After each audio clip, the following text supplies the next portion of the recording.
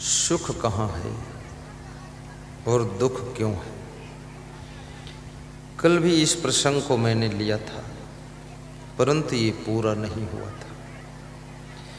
पूरी जिंदगी का सबसे बड़ा प्रश्न है, सुख कहाँ है। और ये किसी एक व्यक्ति का प्रश्न नहीं है, ये समस्त नर नारियों का प्रश्न है कि सुख कहाँ है। और बचपन से लेकर बुढ़ापे तक सभी सुख ढूंढ रहे हैं, अलग अलग जगह पर सुख ढूंढ रहे हैं। अलग अलग उम्र में अलग अलग चीजों में सुख ढूंढ रहे हैं। बचपन में तुम खिलौनों में सुख ढूंढते थे, लेकिन खिलौनों में सुख नहीं मिला। थोड़ा उम्र बड़ी हुई तो मित्र सखा सखी में सुख ढूंढने लगे, दोस्त बना लिया आपने, हाथ में हाथ डालकर घूमने लगे कि शायद दोस्ती में सुख मिल जाए, लेकिन दोस्ती में भी सुख नहीं मिला। थोड़ा और उम्र बड़ी हुई तो आपने अंदाज लगाया कि शायद विवाह करूं तो सुख मिल जाएगा, तो आपने शादी किया। तुमने सोचा पत्नी में सुख मिल जाएगा, पति में सुख मिल जाएगा, विवाह किया। जब उसमें भी सुख नहीं मिला, ज़्यादा उलझन मिली, तो फिर आपने सोचा कि बच्चे हो जाएं तो शायद बच्चों से सुख मिल जाए, तो बच्चे भी हो गए। बच्चों से और टेंशन बढ़ गई, उससे भी सुख नहीं मिला। तो फिर आपने सोचा बच्चों का शादी विवाह हो जाए, लाड़ी आ जाए तो शायद सुख मिले। लाड़ी भी आ गई, और लाड़ी ऐसी आई जैसे भैंस की पाड़ी, पड़ी रहती है, सोती रहती है, काम नहीं करती है। लाड़ी को देखते हो तो लगता है कि ये पाड़ी है कि लाड़ी है। और ऐसी लाड़ी के आने के बाद वो लाड़ा भी पाड़ा हो गया, वो भी पड़ा रहता है। तो जो सुख था वो भी नष्ट हो गया।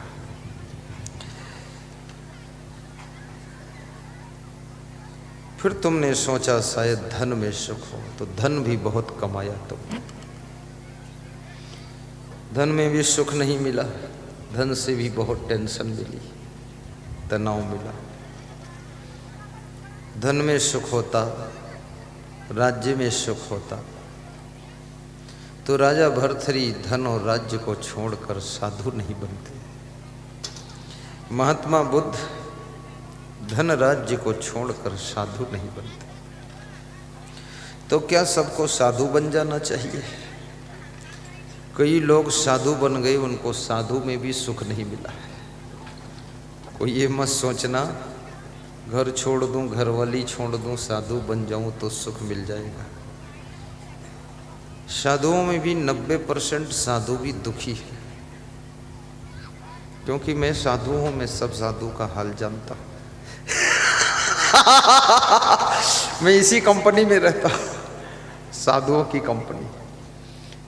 क्यों दुखी है? क्योंकि साधु तो बन गया पर उसमें साधुता नहीं है, इसलिए दुखी है। साधु तो बन गया पर साधना नहीं है, इसलिए दुखी है। साधु तो बन गया पर साधु का स्वभाव नहीं बना पाया, तो दुखी है। साधु तो बन गया, घर छोड़ दिया, लेकिन घर का मोह नहीं छोड़ पाया। कितने लोग साधु बन करके भी जंगल में बैठकर सिसक सिसक कर रोते हैं। तो पूछो क्यों रोते हो?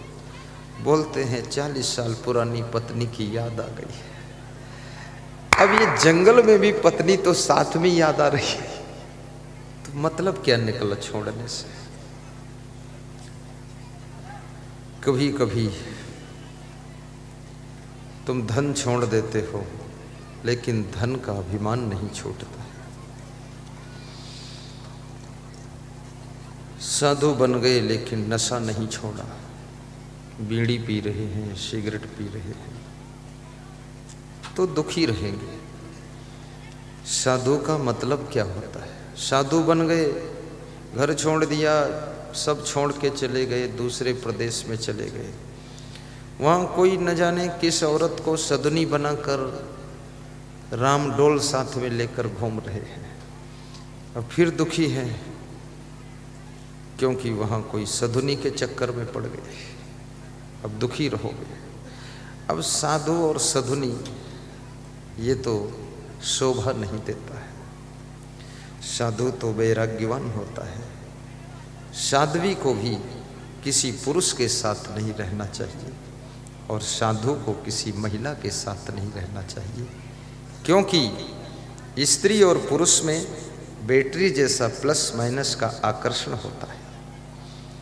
तुलसीदास कहते हैं कि नारी पुरुष दो हों त्यागी, तदपि रचिए जिम तृण आगी। स्त्री पुरुष दोनों त्यागी हों, लेकिन त्याग धन की, वैराग्य धन की यदि रक्षा करना चाहते हैं तो दोनों को दूर दूर रहना चाहिए। अगर ज़्यादा हिल मिल कर जुल कर रहेंगे तो अट्रैक्शन होगा, आकर्षण होगा और दोनों साधना से विचलित हो सकते हैं, फिसल सकते हैं, गिर सकते हैं।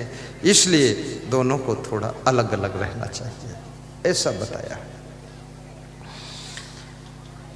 साधु महात्मा जो अपना साधु जैसा स्वभाव बना लेता है, जो साधु जैसा चरित्र बनाता है, जिसकी साधु जैसी रहनी है, साधु जैसी वाणी है और साधु जैसा जिसका तप है, वो साधु सुखी नहीं रहता है, वो सुख का सागर बन जाता है। और वो इतना सुखी होता है, उसके पड़ोस में भी जो आता है, उसकी बातें जो सुनता है और उसको दर्शन जो करता है, वो भी थोड़ा थोड़ा सुखी होने लग जाता है, क्योंकि वो सुख का सागर है। उसके समीप आने वाले भी उस सागर में थोड़ा भीग जाते हैं। जैसे आप आए हो यहाँ, क्यों आए हो? गुरुदेव की बातें सुनने के लिए आए हो, वाणी सुनने के लिए आए हो। इस वाणी से आपको शांति मिलती है। आज मेरे पास में एक हरियाणा से फ़ोन आया, सोनीपत से फ़ोन आया, देवनाथ चतुर्वेदी, बोले 6 महीने से प्रयास कर रहा हूँ, आज बात हो गई, अचानक धोखे से आपने उठा लिया। बहुत खुश भी हुए, बहुत रोए भी। बोले बहुत मानता हूँ, उज्जैन आश्रम के लिए 5100 रुपये भी भेजा हूँ, लेकिन बात नहीं हुई। आज बात हुई है, आशीर्वाद दीजिए, आपका प्रोग्राम उत्तर प्रदेश के बस्ती ज़िले में करवा सकूं। मैं सर्विस हरियाणा में करता हूँ, रोज़ आपकी वाणी सुनता हूँ, बड़ा सुख मिलता है। सत्संग की वाणी आपको सुख देती है, कुसंग के शब्द आपको घायल करते हैं। याद रखना, शब्दों में बड़ी शक्ति होती है। शब्दई मारा गिरिपरा शब्दई छाड़ा राज, जिन जिन शब्द विवेकिया तिनका सरिगो काज।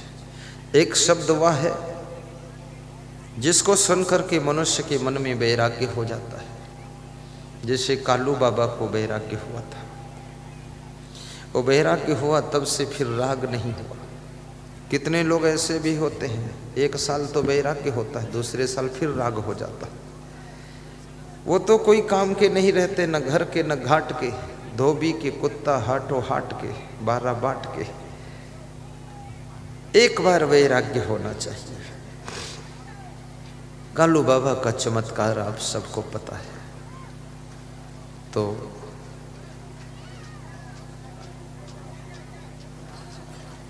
वैराग्य अमृत है। एक शब्द ज्ञान का शब्द है, आपके अंदर भक्ति जगा देता है। दूसरा शब्द ऐसा है जो आपको हंसा देता है। तीसरा शब्द ऐसा है जो आपको माया में फंसा देता है। चौथा शब्द ऐसा है जो गुरुदेव के दर्शन करा देता है। 5वां शब्द ऐसा है जो आपको रुला देता है। और 6ठा शब्द ऐसा है जो आपको सदगुरुदेव भगवान से मिला देता है।